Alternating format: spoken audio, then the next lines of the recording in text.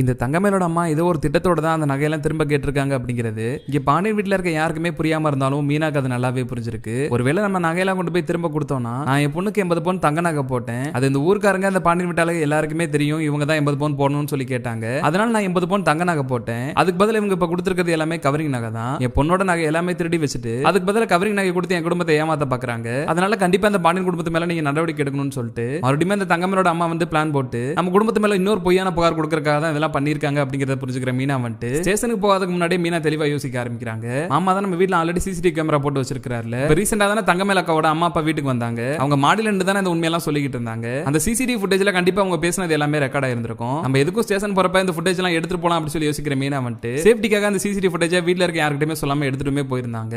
கரெக்டா அந்த மீனா நினைச்ச மாதிரியே ஸ்டேஷனுக்கு போனதுமே தங்கமேலோட அம்மாவே வந்துட்டு என் நகை பதில எல்லாமே கவரிங் நகையா கொடுத்து ஏமாத்த பாக்குறாங்க, என் பொண்ணோட வாழ்க்கையுமே நாசமாக்கிட்டு இப்ப என் பொண்ணோட நகையுமே படிங்க வச்சு ஏமாத்த பாக்குறாங்க அப்படி சொல்லிட்டு வாங்கி வந்து ஸ்டேஷன்லயே வந்து அழுது டிராமா பண்ண ஆரம்பிக்கிறாங்க. அப்ப முன்ன வந்து நின்று பேசுற மீனா வந்துட்டு இவங்க இப்படி எல்லாம் பண்ணுவாங்கன்னு தெரிஞ்சுதான் நான் எங்க வீட்டு மாடியில இருந்த சிசிடிவி ஃபுட்டேஜ் எல்லாம் எடுத்துட்டு வந்துட்டேன், நீங்களே இதை செக் பண்ணி பாத்துக்கங்க அப்படி சொல்லி மீனா வந்துட்டு ஒட்டுமொத்த சிசிடிவி ஆதாரத்தையுமே இன்ஸ்பெக்டர் கையில கொடுத்துறாங்க. அதெல்லாம் போட்டு ப்ளே பண்ணி பார்த்ததுக்கு அப்புறமா தான் இவங்க உங்க பொண்ணுக்கு வந்து தங்க நகையே போடல, இவங்க சொன்னது எல்லாமே போய் தான், அப்ப ஆரம்பத்துல இருந்தே இவங்க ஏமாத்திட்டு தான் இருப்பாங்க போல அப்படிங்கிறது இன்ஸ்பெக்டருக்கே டவுட் வர ஆரம்பிச்சிருது. நம்ம எல்லாமே கரெக்டா பண்ணிட்டோம், இந்த நகை விஷயத்திலேயே நம்ம இப்படியே பண்ணிட்டோம்னா மறுபடியும் பாண்டியன் குடும்ப ஜெயிலுக்கு போக வேண்டிய நிலைமை வந்துரும், அதனால வேற வழியே இல்லாம அது சரணனும் நம்ம பொண்ணை ஏத்துக்குவோம் அப்படி சொல்லிட்டு பாக்கி வந்து ஒரு தப்பான கணக்கு போட்டாங்க. இப்படி பாக்கியத்தோட எண்ணத்துக்கு கடைசி நேரத்துல மீனா ஒரு பயங்கரமான முடிவை கட்டிடுறாங்க. அப்படிதான் ஸ்டேஷன்ல இருந்து வீட்டுக்கு வந்ததுக்கு அப்புறமா பாண்டியன் வீட்டுல இருக்க எல்லாருமே ஆளுக்கு ஒரு மூலையில உட்கார்ந்து அழுதுட்டு இருக்காங்க. ஒரு பக்கம் ராஜி வந்துட்டு யாரும் இல்லாதப்ப ரூம்ல தனியா உட்கார்ந்து அழுதுட்டு இருக்காங்க. அப்ப உள்ள வர கதிர் வந்து ராஜியை பார்த்ததுமே இங்க கதிருமே அழுக ஆரம்பிச்சிட்டாரு. என்னால தானே ராஜி உனக்கு இந்த நிலைமை எல்லாம் வந்துருச்சு, நீ வேற யாரையா கல்யாணம் பண்ணிட்டு போயிருந்தா உனக்கு இப்படி நிலைமை எல்லாம் வந்திருக்காதுல்ல, உன்னை போலீஸ் ஆக்கி பார்க்கணும் தான் நான் ஆசைப்பட்டுக்கிட்டு இருந்தேன், கடைசியில என் குடும்பத்தினாலே நீ ஜெயிலுக்கு போக வேண்டிய நிலைமை எல்லாம் வந்துருச்சு இல்ல, எப்படியோ ஒரு வழியா நீ ஜெயிலுக்குள்ள வரல, ஆனா என் குடும்பத்தினால தானே உனக்கு இவ்வளவு கஷ்டமா வந்துருச்சு அப்படி சொல்லி கதிர் அழுக ஆரம்பிக்கிறாரு. நீ ஒன்னும் அப்படிலாம் நினைக்காத கதிர், என் குடும்பம் உன் குடும்பம் ஏன் பிரிச்சு பேசுற, இது நம்மளோட குடும்பம், தங்கமேல் அக்கா ஏதோ ஒரு அறியாமையில அவங்க அம்மா அப்பா பேச்சை கேட்டுட்டு இப்படி எல்லாம் தப்பு பண்ணிட்டு இருக்காங்க, அதுக்கு நம்மளால என்ன பண்ண முடியும், நான் எதுவும் தப்பாலாம் நினைச்சுக்கல, நீ எதுக்கு அழுதுட்டு இருக்கிற அப்படி சொல்லிட்டு இப்ப கதிருக்கு ராஜியும் ராஜிக்கு கதிரும் மாறி மாறி ஆறுதல் சொல்லிட்டு இருக்காங்க. இன்னொரு பக்கம் சரணன் பார்த்தா நைட்டு ஃபுல்லா தூங்காம பல விஷயங்கள் எல்லாத்தையுமே யோசிச்சு பார்த்துட்டு இருக்காரு. கண்ணசந்து அவ தூங்கிட்டு இருக்கிறப்பதான் மறுபடியும் ஜெயிலுக்குள்ள இருக்கிறவங்க அம்மாவுக்கு உடம்பு சரியில்லாம போன மாதிரி கனவு வருது. இதை பார்த்ததுமே பதறி போய் சரணனுமே முழிக்கிறாரு. கூட இருக்கிற பழனி வந்துட்டு என்னடாச்சு சரணா எதுவும் பிரச்சனையா, ஏன்டா ஒரு மாதிரி இருக்கு அப்படி சொல்லி பழனியுமே கேட்கிறாரு. அதெல்லாம் ஒண்ணு இல்ல மாமா, எனக்கு அம்மாவை பார்க்கணும் போல இருக்கு, அம்மா அப்பா இப்ப எங்க இருக்காங்க அப்படி சொல்லி கேட்கிறாரு. எல்லாமே பக்கத்து ரூம்ல தானே படுத்திருக்காங்க, நீ ஏன்டா இவ்வளவு பதட்டமா இருக்கு, காலையில எதனால பேசிக்கலாம் படுற அப்படின்னு சொல்லி சொல்றாரு. இருந்துமே ரொம்பவே பயப்படுற சரணன் வந்துட்டு இந்த தங்கமேல் குடும்பத்தினால தானே நமக்கு இந்த நிலைமை வந்திருக்கு, நம்ம ஒட்டுமொத்த குடும்பமே ஜெயிலுக்கு போக வேண்டிய நிலைமை வந்துருச்சு, எல்லாரும் முன்னாடி நம்ம குடும்பத்தை அவமானப்படுத்திருச்சு, இதுக்கப்புறம் என்ன நடந்தாலும் பரவாயில்ல, இந்த தங்கமேல் குடும்பம் மட்டும் சேரவே கூடாது அப்படிங்கிற நினைப்போட சரணனுக்கு தூக்கமே வராம படுத்து கிடக்கிறாரு. நடக்கிறதெல்லாம் பாக்குற பழனி வந்துட்டு இந்த தங்கமேல்னால சரணன் ரொம்பவே பாதிக்கப்பட்டிருக்கான், மனசளவுல சரணன் ரொம்பவே நொறுக்கி போயிட்டான் அப்படிங்கிறது பழனிக்கு நல்லாவே தெரியுது. இதனாலேயே என்னமோ பழனி வந்துட்டு இந்த பிரச்சனை ஆரம்பிச்சதுல இருந்து சோனியாவை பாக்குறக்க அந்த வீட்டு கூட போகாம இங்க பாண்டியன் வீட்டாளர்களோடய தான் கூடயே இருக்காரு. இங்கிட்டு சரணன் எந்த நிலைமையில இருக்கிறாரோ அதை விட மோசமான நிலைமையில தான் கோமதியுமே இருக்காங்க. ஸ்டேஷனுக்கு போயிட்டு வந்தால இருந்து ரொம்பவே பயத்தோட இருக்கிற கோமதி வந்துட்டு மறுபடியும் அவங்க ஜெயிலுக்குள்ள இருக்கிற மாதிரியே தான் நினைப்பு இருக்கு. நான் எந்த தப்புமே பண்ணல, இந்த தங்கமேல் பொய்யான கம்ப்ளைண்ட் கொடுத்திருக்கு, எங்க மேல நடவடிக்கை எடுக்காதீங்க, நாங்க எல்லாரும் அப்பாவிங்க அப்படி சொல்லி தூக்கத்திலே கோமதியுமே புலம்பிட்டு இருக்காங்க. இதெல்லாம் பாக்குற பாண்டியனுக்கு கோமதிக்கு என்ன ஆறுதல் சொல்றதுன்னே தெரியல. இப்படி வீட்டுல எல்லாருமே ஆளுக்கு ஒரு மூலையில உட்கார்ந்து அழுதுட்டு இருக்கிறப்ப காலையில மீனா கிளம்பி பாண்டியனோட வீட்டுக்கு வந்துடுறாங்க. வீட்டுக்கு வந்ததுமே எல்லாருமே அழுதுட்டு இருக்கிறத பார்த்தமே மீனா மனசு ரொம்பவே உடைஞ்சு போயிருது. அதான் பிரச்சனை எல்லாம் முடிஞ்சிருச்சு இல்ல, நீங்க எல்லாரும் இப்படி உட்கார்ந்து அழுதுட்டு இருந்தீங்கன்னா சரணன் மாமாக்கு யார் ஆறுதல் சொல்ல போறா, இந்த டைம்ல சரணன் மாமாக்கு நம்ம தான் ஆறுதலா உறுதுணையா கூட நிக்கணும், அந்த தங்கமேல் அக்காவுக்கு உறுதுணையா அவங்க அம்மா அப்பா ரெண்டு பேருமே எப்படி இருக்காங்க பாத்தீங்கல்ல, இவ்வளவு தூரம் போய் சொல்லி அவங்க பொண்ணுக்கு கல்யாணம் பண்ணி வச்சுட்டு கடைசி வரைக்கும் அவங்க பொண்ணுக்கு சப்போர்ட் பண்ணிக்கிட்டு அவங்க பொண்ணை விட்டு கொடுக்காம தைரியம் சொல்லிட்டு கூடயே இருக்காங்க. அப்ப அவங்க பையனுக்கு தைரியம் சொல்லிட்டு நீங்க தானே கூட இருக்கணும், நீங்களே இப்படி அழுதுட்டு இருந்தீங்கன்னா சரணன் மாமா நொறுக்கி போயிட மாட்டாரா, நீங்க தான் ஸ்ட்ராங்கா இருக்கணும் அப்படி சொல்லி மீனா வந்துட்டு இங்க வீட்டுல இருக்க எல்லாருக்குமே ஆறுதல் சொல்லிட்டு இருக்காங்க.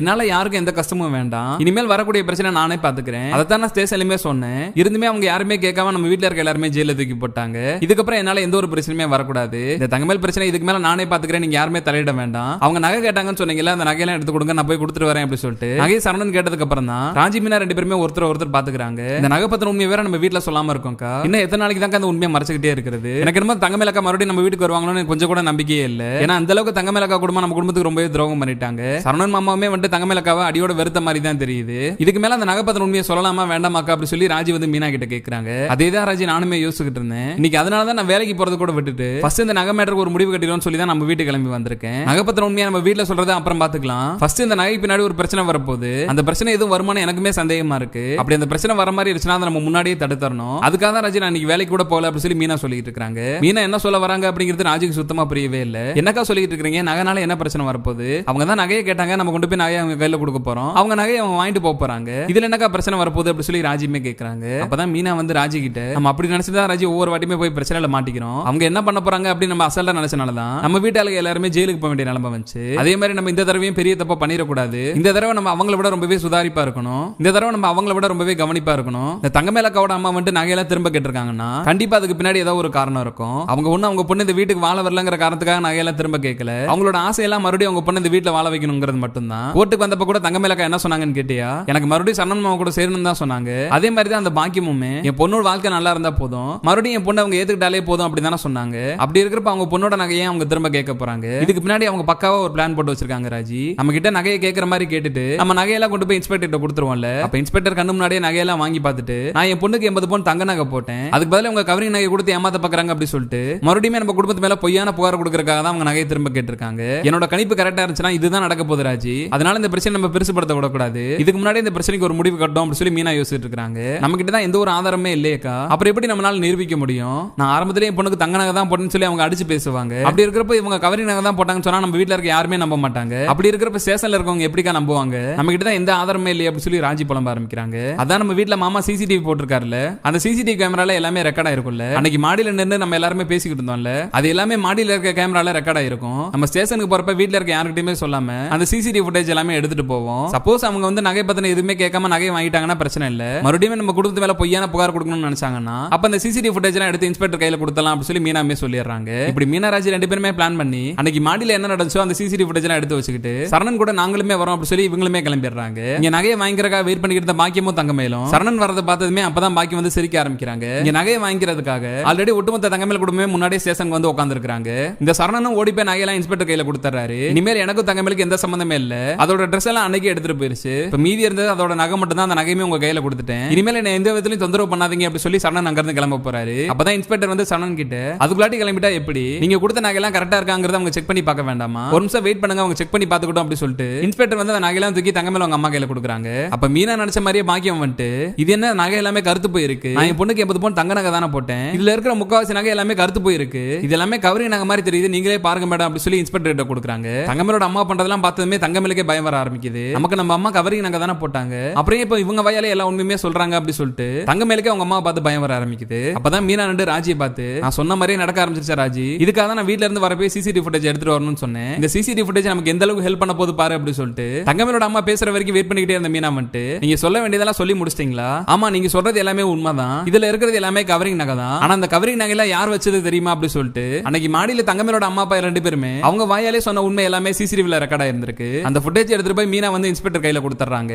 அதெல்லாம் போட்டு செக் பண்ணி பார்த்ததுக்கு அப்புறம் தான் இந்த பாக்கியமாணிக்கு ரெண்டு பேருமே அவங்களோட பொண்ணுக்கு போட்டிருக்கதே கவரிங் நகை தான், இந்த உண்மை பாண்டியன் வீட்டு அளவுக்கு இப்ப வரைக்கும் தெரியாது, இந்த உண்மையை மறைச்சுதான் இந்த தங்கமேல கல்யாணம் பண்ணி கொடுத்துருக்காங்க அப்படிங்கிறது இப்ப இன்ஸ்பெக்டருக்கே மீனா கொடுத்த ஆதாரம் மூலமா தெரிய வந்துருது. இதுக்கு மேல உங்களுக்கு என்ன மேடம் ஆதாரம் வேணும்? இவங்க இப்படிதான் ஆரம்பத்திலிருந்தே எல்லாமே பொய்யா சொல்லி ஏமாத்திருக்காங்க. இப்படி ஒவ்வொரு உண்மையா வெளியே தெரிய வந்துச்சுன்னா சரணன் மாமா உங்களை வீட்டை விட்டு வெளியே வரட்டாம என்ன பண்ணுவாரு? எங்க குடும்பத்து மேல எந்த தப்புமே இல்ல, இதுக்கப்புறமா எங்களை விட்டுருங்க அப்படி சொல்லி மீனா வந்து இன்ஸ்பெக்டர் கிட்ட சொல்லிடுறாங்க. ஏற்கனவே தங்கமேல் குடும்பத்து மேல இன்ஸ்பெக்டருக்கு வந்து ஒரு டவுட் இருந்துச்சு, இப்ப அந்த டவுட் எல்லாம் கன்ஃபார்ம் பண்ற மாதிரி மீனா சிசிடிவி ஃபுட்டேஜ் எல்லாம் கொண்டு வந்து கொடுத்ததுக்கு அப்புறம் இந்த தங்கமேல் குடும்பம் தான் இத்தனை நாளா பாண்டியன் வீட்டாளர்களை ஏமாத்திட்டு இருக்காங்க அப்படிங்கிறது இன்ஸ்பெக்டருக்குமே தெரிய வருது. இப்படி எல்லாம் பண்ணா உங்க பொண்ணை வீட்டை விட்டு வெளியே வரட்டாம அவங்க என்ன பண்ணுவாங்க? எனக்கு என்னமோ அவங்க சைடு தான் நியாயம் இருக்க மாதிரி தெரியுது. நீங்க தான் ஆரம்பத்துல இருந்து பொய்யா சொல்லி அந்த குடும்பத்தை ஏமாத்திருக்கீங்க, இப்ப அவங்க உங்க மேல புகார் கொடுத்தாங்கன்னா கண்டிப்பா நாங்க உங்க மேல நடவடிக்கை எடுக்கிற மாதிரி இருக்கும்னு சொல்லி இன்ஸ்பெக்டரே பேச ஆரம்பிச்சிட்டாங்க. எப்படியாவது நகையை வச்சாது ஏமாத்தி இந்த பாண்டியன் குடும்பத்துக்கு ஒரு பதிலடி கொடுத்து மறுபடியும் தான் போன சரணன் கூட அனுப்பி வச்சலாம் அப்படின்னு நினைச்சிருந்த பாக்கியத்துக்கு கடைசி நேரத்துல மீனா வந்து இப்படி ஒரு முடிவு கட்டினது உங்களுக்கும் பிடிச்சிருச்சுன்னா மறக்காம இந்த வீடியோக்கு ஒரு லைக் பண்ணி உங்க ஆதரவை தெரிவிங்க.